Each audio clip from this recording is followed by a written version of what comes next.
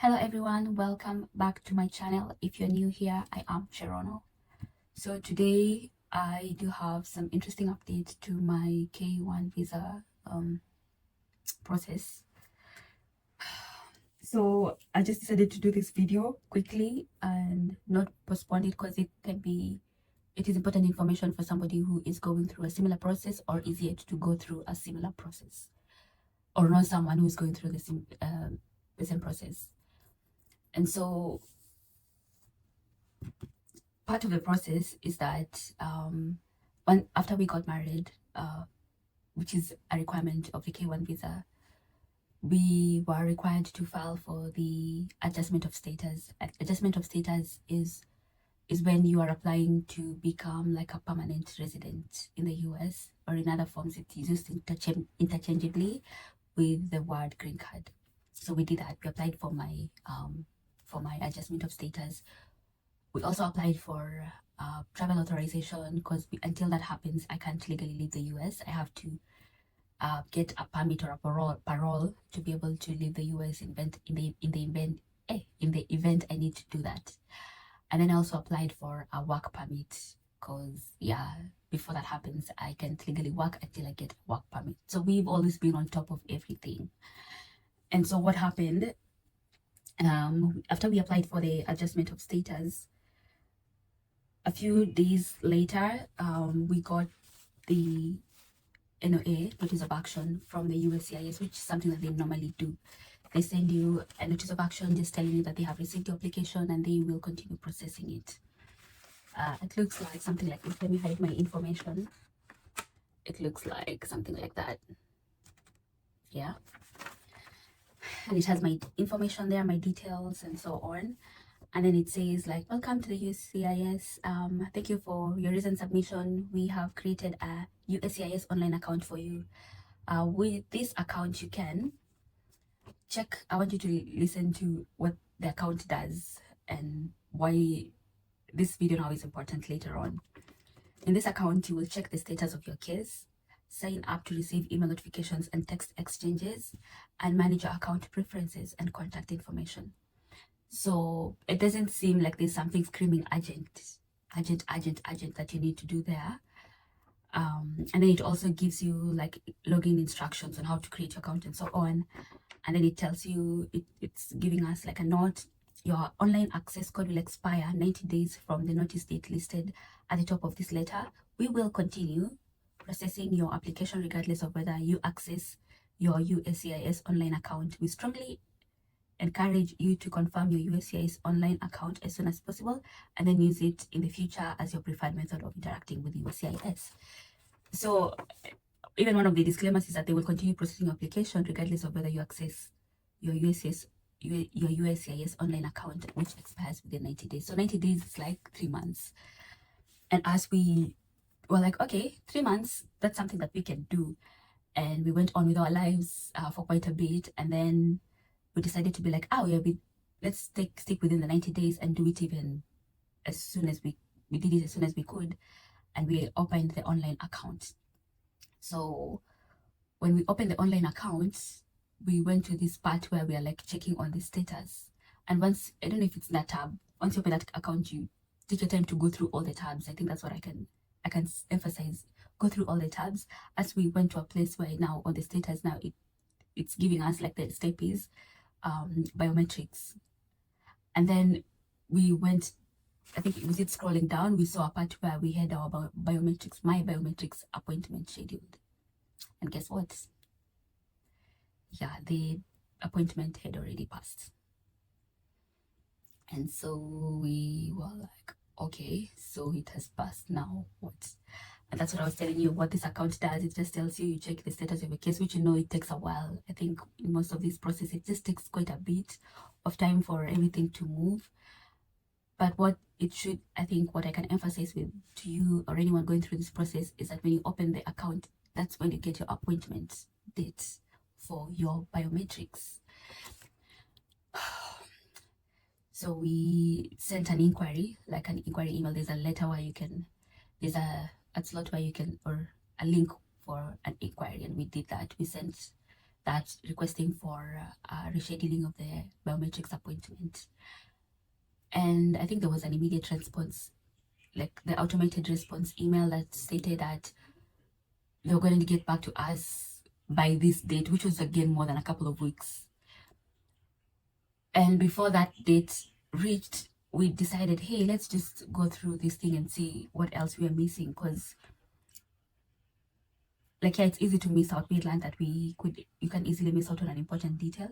So we went through the site, and we found a place where they have like a direct line, like a customer care line or something. So we called that number, and they were like, it's recommended you reschedule before the appointment date. Like if you're scheduling an appointment for the biometrics, let it be before that date. Like that's the best practice. And as our day had already passed, and they were giving us like, I think there was this grief where if you take long again to respond or to get your thing done, it's like we were going to receive like an abandonment letter. Like us, we're like, we're not abandoning our process. We just didn't know that the appointment was that soon.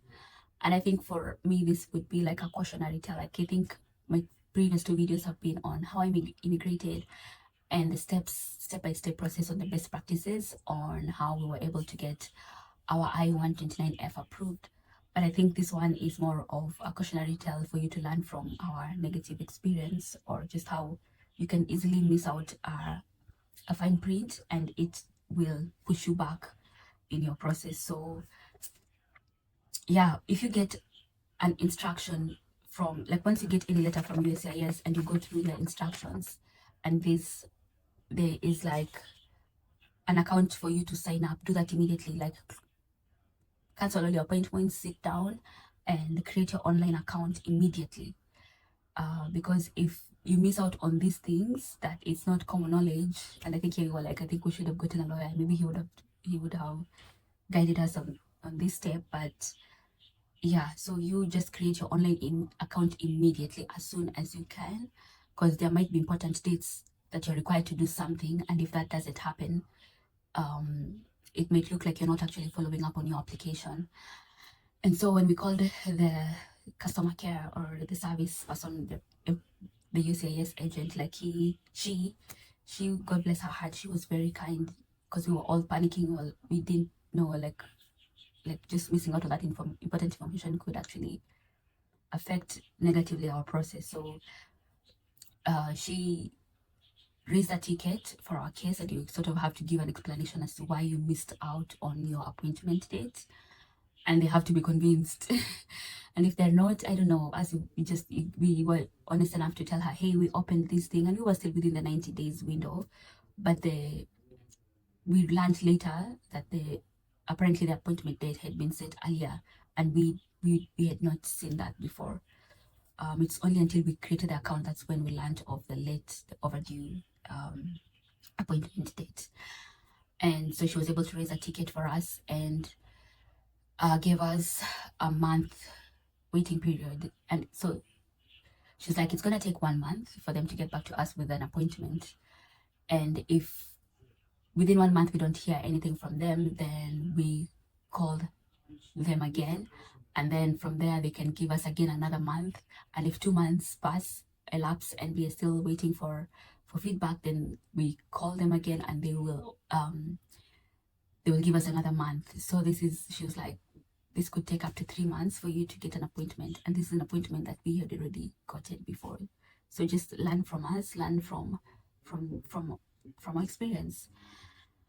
So I think at that moment we were just shaking, because I've also applied for the travel permit. I've also applied for all these things, the work permits that also do require the appointment. So it means that it's like all of them are tied, and I might have to wait for 3 more months for things that maybe I could have gotten by now. So just learn from this experience, and we're going back to the waiting game. I think there's nothing else we can do. We just have to keep on like waiting.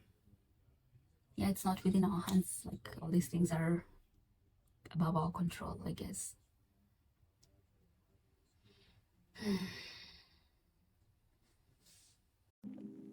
But you know what? As much as certain things are not working like we expected them to, we decided to rest in gratitude. There is so much joy in being grateful.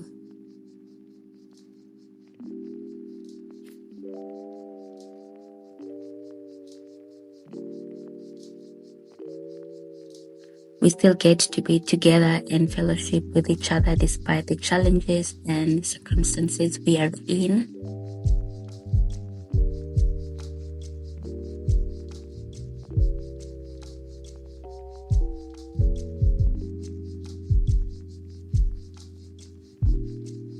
We have all our needs met.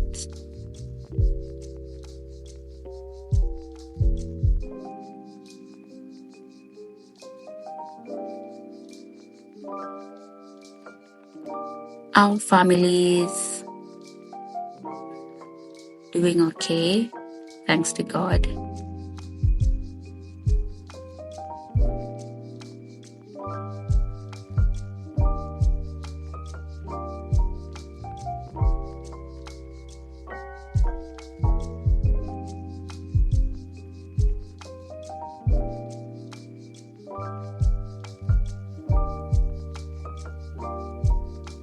When you look around, there is so much blessings that we get to enjoy. We get to feel, we get to see.